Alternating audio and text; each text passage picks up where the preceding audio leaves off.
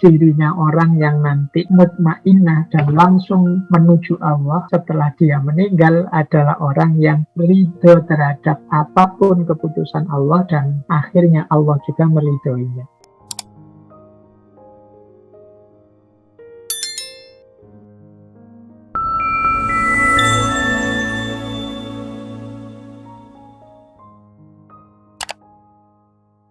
Assalamualaikum warahmatullahi wabarakatuh.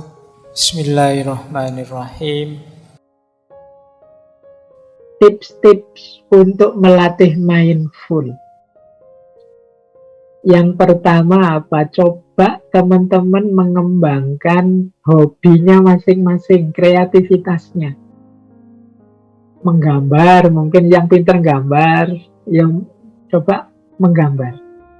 Jadi kreativitas itu penting untuk kesehatan mental. Kalau kita kreatif saat kita sedang berkreasi, ini kan pikiran kita lebih banyak istirahat. Hidup kita ruwet, itu kan tadi saya bilang banyak karena pikiran kita yang tidak terkendali. Entah itu mikir masa lalu atau khawatir masa depan. Tapi ketika kita kreatif, gambar misalnya, itu ya fokus kita sepenuhnya pada gambar tadi. Atau mewarnai, sekarang kan banyak itu di toko-toko buku itu yang aspek mewarnai. Itu kan membuat kita fokusnya ke situ. Atau yang mungkin punya keahlian apa, atau ingin tanam-menanam, atau ingin memelihara binatang apa dan lain sebagainya, silahkan. Punya hobi apa, kreativitas apa, kembangkan. Saat kita asik dengan hobi kita, itu pikiran lebih rileks.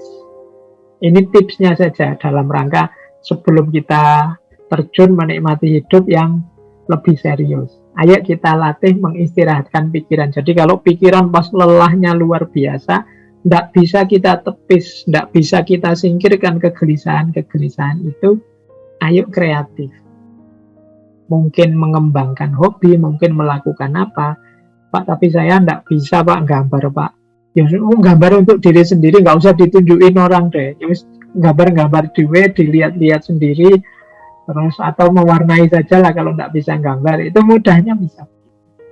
Jadi kembangkan kreativitas. Atau boleh jalan-jalan. Jalan-jalan itu ya keluar-keluar, touring. Tapi dengan tujuan ingin menikmati suasana saja. Ini mengistirahatkan pikiran. Kadang-kadang kan kita ini agak over. Maunya santai-santai, tapi begitu keluar masih mikir. Mungkin touring bareng-bareng teman, nanti di luar harusnya asik menikmati suasana, malah diskusi politik, malah bahas tugas-tugas, malah tidak jadi asik. Ayo perhatikan jalan-jalan di luar, lihat sekeliling, lihat apa yang terjadi, lihat indahnya suasana. Bila perlu, HP-nya, ponselnya tidak ditengok, bila perlu ditinggalkan. Karena biasanya yang hari ini yang sering mengganggu itu ya HP. Jadi momen-momen asik itu bisa bubar ketika kita buka HP. Lagi enak santai-santai, buka Instagram, ada orang ngapain terus kita terdistraksi, kita terstimulasi untuk jadi marah, jadi tersinggung, jadi tidak fokus lagi. Bolehlah dalam sehari kita menyapih HP kita untuk tidak melulu jadi yang kita pegang. Ada lagi, ini menarik. Kalau ini sebenarnya saya ambil dari Imam Ghazali nanti di salah satu kitab beliau tentang manfaat alam semesta. Itu adalah di antara manfaatnya langit. Itu kalau kita sedang galau, sedang susah, coba keluar, tataplah luasnya langit. Atau ya kalau di Imam Ghazali ya langit malam boleh. Langit malam itu kan indah. Setelah ini teman-teman boleh keluar, coba lihat indahnya langit malam. Nikmati saja, tidak usah di judgment, tidak usah Wah, ini kalau zaman dulu nggak ada listrik lebih asik ini. Nggak usah mikir aneh-aneh lah, dinikmati saja. Apa adanya saja. Apa yang ada di sekeliling kita. Nggak usah, wah menyesal dulu kalau di kampung gini masih ada suara-suara jangkrik, masih ada suara kodok, sekarang sudah nggak ada. Itu sumpek lagi nanti kalau mikir gitu. Dinikmati saja apa adanya. Nah, jadi kita keluar menikmati yang ada di sekeliling kita.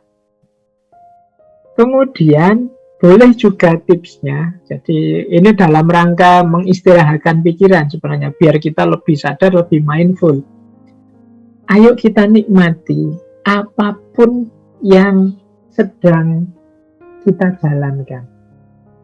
Mencuci kah, atau bikin kopi, mungkin ada yang bikin kopi sekarang untuk ngaji. Coba nikmati proses bikin kopi itu sejak awal. Sejak naruh kopi, menyeduh kopi, membau betapa sedap aromanya, uap hangatnya menyentuh wajah kita, kemudian kita seruput sedikit-sedikit, itu sebenarnya indah.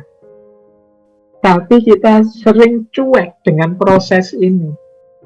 Yang teh ya teh, yang cemilan mungkin makanannya dipegang, dilihat, kemudian dirasakan sedikit demi sedikit. Ini hidup ini akan indah. Kita itu sering pikiran selalu kemana-mana, kenikmatan, keindahan hidup di sekeliling kita terlewatkan. Ada lagi tipsnya, ayo fokus pada satu hal di satu waktu. Nah, ini menarik. Jadi karena biar tidak terdistraksi kemana-mana. Ada lagi cara yang banyak disarankan, yaitu menulis diari. Diari ya, Pak Mas Keliru membacanya diari. Buku harian. Jadi mungkin generasi hari ini itu sudah tidak familiar lagi dengan buku harian. Mungkin sekarang kenalin blog, Instagram, Twitter, Facebook. Jadi tempat curhatnya itu anak-anak hari ini banyak di media sosial. Yang itu dibaca orang banyak. Kesadaran bahwa ini nanti dibaca orang banyak itu membuat kita sering tidak otentik. Kita sering lebih banyak pencitraannya. Jadi boleh teman-teman mungkin mulai besok beli saja buku harian, buku biasa saja, kan banyak diari-diari buku harian itu, untuk sebagai ekspresi, sebagai wadah apa yang kita rasakan. Ada istilah namanya gratitude journal. Gratitude journal itu bisa cuma 1 kalimat, bisa 2 kalimat. Biasanya yang diisi di situ 3 hal terbaik yang aku lakukan hari ini apa. Misal, itu contoh saja. Hari ini ada 3 hal yang menurutku istimewa. Baik. Yang pertama, aku bisa sholat subuh tepat waktu. Biasanya belandang, misalnya ini contoh. Yang kedua, aku bisa membuat temanku senang tertawa. Biasanya temanku ini marah-marah terus saya. Alhamdulillah aku sukses membuat dia tertawa hari ini. Yang ketiga, aku bisa tahan misalnya ngaji filsafat ini 2 jam. Padahal biasanya setengah jam mengantuk sudah misalnya. Alhamdulillah malam hari ini bisa 2 jam. Ini 3 kalimat ini saja itu lumayan.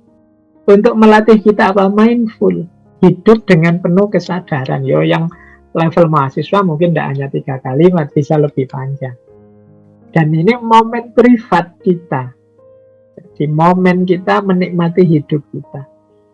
Memang sekarang difasilitasi banyak sih oleh online media. Tapi biasanya kalau media sosial atau yang sifatnya online itu, kita kan ngerti itu bisa dibaca orang. Sehingga kadang-kadang kita banyak pencitraannya. Tidak otentik sebagaimana yang kita rasakan. Termasuk ada tips meditasi. Ini nanti semoga ada sesi sendiri kita bahas aspek meditasi. Baik, kita belum masuk ke filosofinya, tapi saya ingin masuk dulu ke aspek religious mindfulness-nya. Bagaimana sih menerjemahkan mindfulness ini dalam diksi-diksi agama. Yo, kita membahasnya diksinya Islam pastinya. Nah, mari kita urut ya kalau versi kita. Jadi mindfulness tadi kan variabelnya 4. Attention, intention, present, dan openness. Nah, ini menurut saya kalau kita masukkan dalam wawasan-wawasan beragama, attention itu kan kesadaran apa yang sedang kita lakukan, kesadaran fokus dan konsentrasi tentang yang sedang kita jalankan. Nah, ini bahasa agama yang cocok dalam Islam menurut saya adalah khusyuk. Khusyuk itu kan mudahnya batin kita hadir, pikiran kita hadir. Istilah khusyuk ini ya tentunya lebih dikenal dalam sholat. Dalam sholat itu kan kita diminta khusyuk. Maksudnya apa? Sholat itu ya pikirannya di situ, hatinya juga di situ saat sholat. Itu kan namanya khusyuk. Loh, hadirnya pikiran, hadirnya hati dan kesadaran itu tadi kan yang diminta dalam mindfulness. Jadi ternyata selama ini kita juga sudah dituntut itu, dilatih itu dalam sholat. Jadi pikiran yang terfokus kuat di situ, sehingga kadang-kadang banyak kan cerita-cerita para ulama, para sahabat, kalau sudah asik dalam sholat, fokus ke situ, tidak bisa diganggu sudah. Bahkan ada cerita sahabat yang ketika dirinya kena panah, untuk orang bisa mencabut panah ini, dia minta izin sholat dulu. Karena ketika sholat, fokus pikiran, fokus batin sepenuhnya pada Allah saja, sehingga sakit fisiknya bisa terminimalisir. Loh, ini salah satu ilustrasi saja. Jadi attention ini, jadi fokus penuh perhatian, bisa kita temukan dalam agama lewat konsep khusyuk. Mungkin memang Allah menuntun kita lewat sholat itu antara lain melatih keseriusan hidup dalam aspek khusyuk. Tadi kan mindful itu bolak-balik kita terjemahkan sebagai hidup yang serius, hidup yang sepenuh hati, sepenuh kesadaran. Dan ini menjadi prasyarat yang harus kita hidupkan dalam sholat. Ini mungkin di antara rahasia hikmahnya kekhusyukan dalam sholat itu yang antara lain dia mengimbas kemampuan kita untuk menghadirkan hati, menghadirkan pikiran dalam setiap aktivitas yang kita lakukan. Nah, itu kalau attention. Kalau intention ini kan maksud, tujuan. Agama mengajarkan kita konsep ikhlas. Kegiatan apapun, aktivitas apapun bernilai ibadah kalau itu karakternya ikhlas. Ikhlas itu karakter yang tidak egois, karakter yang lillahi ta'ala. Jadi berarti dalam Islam kita dilatih untuk sadar saat kita melakukan apapun orientasinya hanya Allah saja. Loh, untuk bisa ikhlas ini tidak mungkin kita tidak sadar. Harus sadar, tahu arahnya kemana.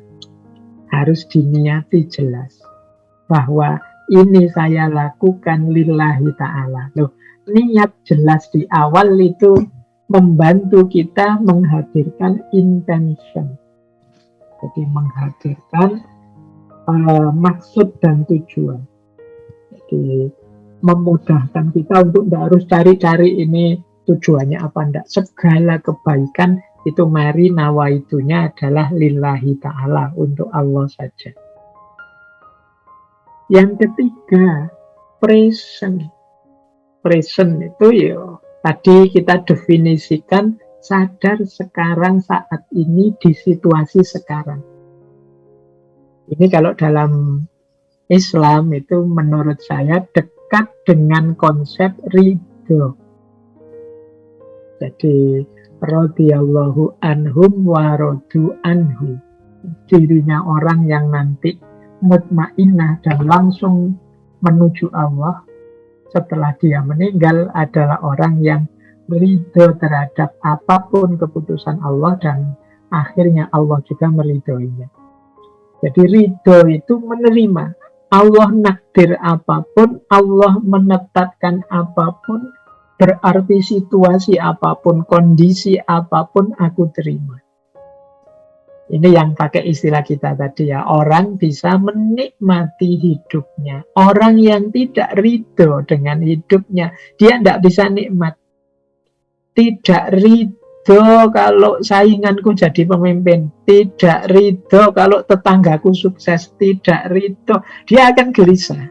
Tidak terima dengan situasi yang ada di sekelilingnya. Tidak present, tidak bisa menikmati hidup. Dia akan sulit bersyukur. Banyak kan di antara kita hari ini yang bahkan tidak bersyukur, misalnya lahir di bumi indah luar biasa Indonesia ini. Banyak kan yang di komen-komen itu, dasar warga plus 62 misalnya, memang negara berflower ini, negara yang baru berkembang, masih kita tidak bangga sama sekali dengan tanah air kita, dengan bangsa kita. Ini kalau ditarik-tarik mungkin jatuhnya bisa kita tidak ridho oleh Allah ditakdir di Nusantara, di Indonesia yang indah ini. Kita tidak present, kita tidak bisa menikmati. Ya sulit kita mindful pada akhirnya. Jadi kita hidup dengan penuh kesadaran, dengan penuh pemikiran. Kenapa? Pikiran dan kesadaran kita tidak di sini. Mungkin kita punya ideal-ideal yang jauh tidak sama dengan situasi hari ini. Nah, itu tidak ridho namanya. Yang keempat, openness. Openness itu terbuka. Tadi kan bilang objektif, apa adanya. Itu kalau dalam agama yang namanya hikmah. Jadi hikmah itu menemukan kebenaran, kebaikan dalam situasi apapun. Kalau itu situasi yang buruk, ya saya pahami untuk tidak saya tiru. Kalau itu yang baik, saya pahami untuk saya teladani. Jadi tidak ada kok fenomena itu sia-sia bagi orang yang berkacamata hikmah. Jadi makanya di ngaji filsafat ini kita latih untuk belajar apa saja untuk diambil. Bahkan belajar dari tokoh-tokoh yang dikenal ateis misalnya, Karl Marx, Nietzsche, dan lain sebagainya. Tapi dari situ kan kita banyak mengambil hikmah, pelajaran untuk hidup kita kontekstualkan. Jadi pelajaran untuk dihindari atau pelajaran untuk ditiru, itu kan pinter-pinter kita mengolahnya. Nah, itu aspek openness. Jadi untuk mindful, kalau menggunakan diksi-diksi agama, kita bisa pakai istilah khusyuk, ikhlas, ridho, dan juga hikmah. Inilah 4 variabel religious mindfulness. Kalau kita setarakan dengan 4 variabel attention, intention, present, dan openness. Nah, sekarang kita lihat lagi. Tadi kan ada konsep mode of being, cara kita eksis melalui mindfulness. Ada sifat, ada situasi, ada praktek. Sifat itu berarti mindful yang sudah tertanam dalam jiwa. Nah, itu kalau dalam bahasa agama, sejauh yang saya tahu, orang yang sudah sangat mantap batinnya, sudah sangat stabil jiwanya, itu disebut seorang yang mutmainnah. Jiwanya jiwa yang tumakninah. Jadi karakter tumakninah dalam diri menunjukkan kestabilan, kesadaran, dan pikiran kita. Jadi Ini mode of being. Makanya tadi disebut orang tumakninah itu, ya ayyatuhan nafsul mutmainnah irji'i ila rabbiki radiyatan mardiyah. Jiwanya penuh ridho dan dia juga diridhoi oleh Allah. Ketika ketumakninahan ini jadi karakter atau sifat. Jadi menurut saya sifat yang mindful itu setara dengan kondisi jiwa yang mantap, yang tumakninah. Nah, kemudian ada juga situasi. Kalau tadi kan karakternya, kalau ini situasi yang dihadapi. Orang yang mindful, yang hidup dengan penuh kesadaran, itu menghadapi situasi apapun, dia punya 3 karakter untuk menghadapi situasi itu.